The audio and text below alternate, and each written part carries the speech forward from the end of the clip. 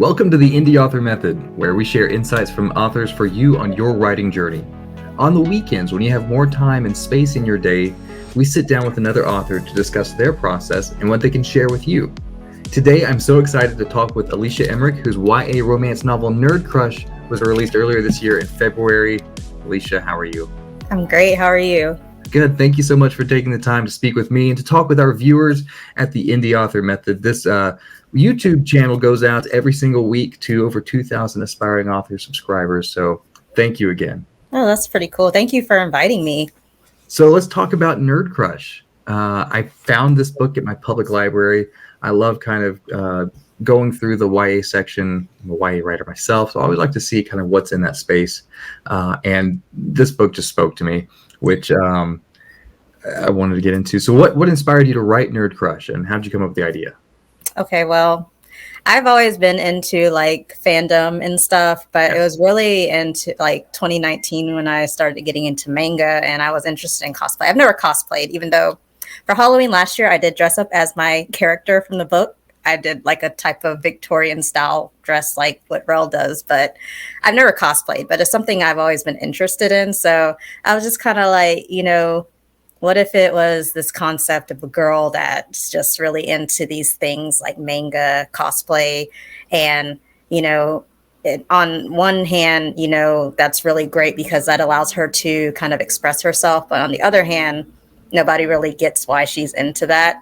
And then the whole thing about, she's a nerd and she has a crush. That was basically like the gist of it. Yeah. And then it just kind of took off from there with the whole secret identity thing. Yep. She uses that to her advantage, but, Yeah. Being your debut novel, can you tell us about your writing process for NerdCrush? Well, I actually wrote NerdCrush when I was in an MFA.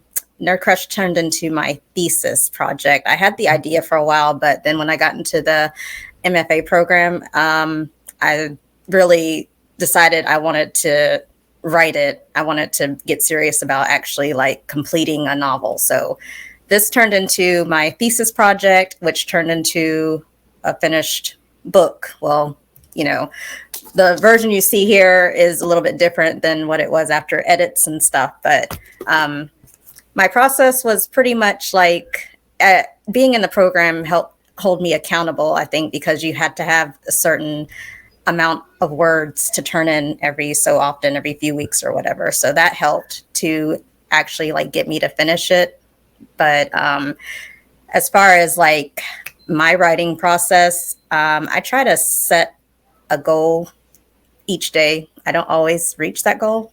I have a sticker on my computer that says you tried. It's a gold star. So I have to remind myself, at least you tried. But I really just try to reach a certain word count each day.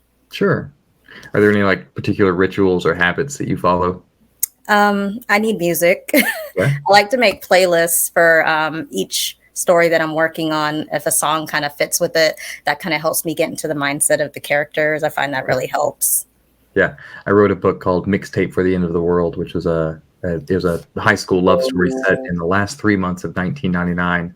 So I got to just explore all these like songs that, from the 90s, from my high school years that I'd almost forgotten about, Yeah, that sounds really awesome. It's fun to create those playlists, I would definitely like to check that out. Yeah. Alisha, who are your literary influences?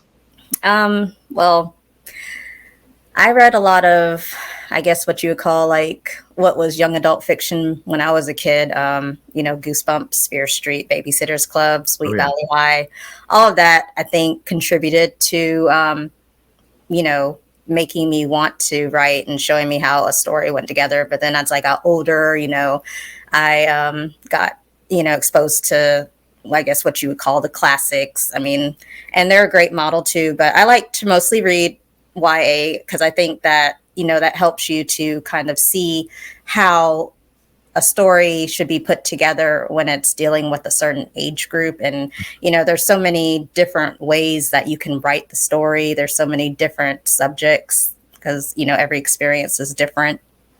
Yep. Going back to like, reading Goosebumps and stuff like that. I remember, being a kid and just flying through, every single Goosebumps book I could find.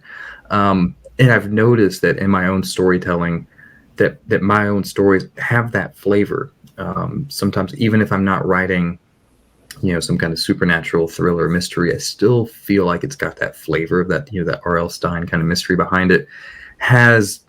Did the books that you read growing up, did they impact your writing style that way? Maybe a little bit. One book that particularly stands out is L.J. Smith's The Vampire Diaries. Oh, And yeah. so like the whole brooding love interest, dark and mysterious, that kind of characterization kind of stuck with me.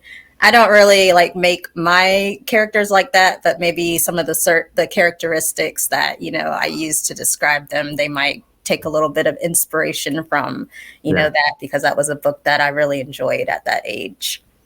I missed out, like the Hunger Games and Divergent, the Maze Runner books. All those kind of came out, I think, when I was in college, so like 2008, 2010 ish, 12 ish, and I remember them being really popular when I was in college. But of course, I was in college. I was like, I'm not going to read that. That's kid stuff, right?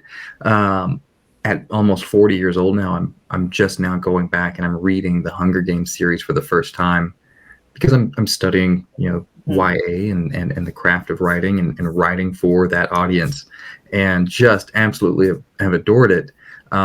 Which is one of the reasons why, I was kind of perusing the YA section, picked up NerdCrush. That's great. I know you talked about that you wrote this as your MFA thesis. So, what kind of challenge did you have while writing NerdCrush? And can you tell our aspiring authors at the Indie Author Method how you overcame those challenges? There were quite a few. Having feedback from others in the program really helped because, you get to share what you're working on and they can offer suggestions. And when I first started, the beginning wasn't working. So I had to change a few things. It's like her point of view. At first I was writing it in first person, but then I went back and I figured third person would work better. So that was one of the things. And then I had to get over the idea of wanting everything to be perfect when I write it. I had to give myself permission to write badly, in a sense, just to get it down, because you can always go back and edit, and you're going to have to edit anyway. But it's just like getting caught up in wanting every sentence to be perfect. There's no such thing as that. That's one thing I would definitely tell aspiring writers. What's more important is that you just write and worry about editing after. Yeah. You would make a great subscriber to the Indie Author Method. We talk about that all the time. Just getting the words down. You can't edit a blank page, but you can edit 2 crappy pages, right? So if you get 2 crappy pages down, you can edit that. Yeah. Exactly. What would you say is the overall message, or what takeaway would you hope readers get from NerdCrush? Just that, embracing what makes you unique and embracing things that you enjoy doing, even if others might not get the point or think it's a worthwhile pursuit. It's important if it makes you happy. And that's really all the validation that you need for it. And also finding confidence in yourself to be who you are, because that's something that my protagonist learns along the way. She grows to be more comfortable in her own skin. And I think that's something that a lot of teens maybe are grappling with at this stage. So, just be confident in who you are. Yeah. And trust that, others will see you as the wonderful individual that you are. I love that. I love that so much. And I've really enjoyed reading your book this week. Thank you. Alisha, where can our readers or where can our viewers find you? I'm on Instagram at Blurredsmith and Twitter at Blurredsmith. So those are my main 2 socials. Okay, fantastic. And then the last question I always ask is, I'm sure this has happened to you because your book is so good. You're going to go to a book signing or an event, and somebody's going to come up to you and they're going to say, oh my God, Alisha, NerdCrush is my favorite book of all time, and I want to write a book. What's the one piece of advice you would give me? So what's that one piece of advice you would give to an aspiring author?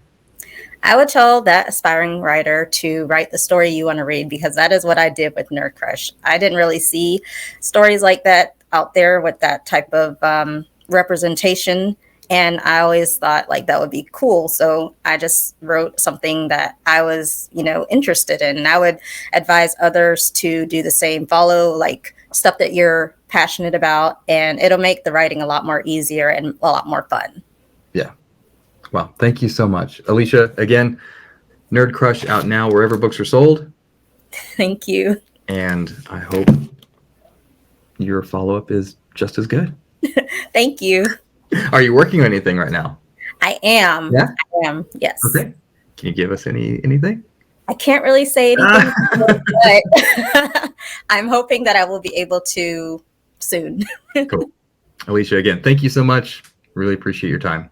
Thank you for having me. Of course. Have a great day. You too.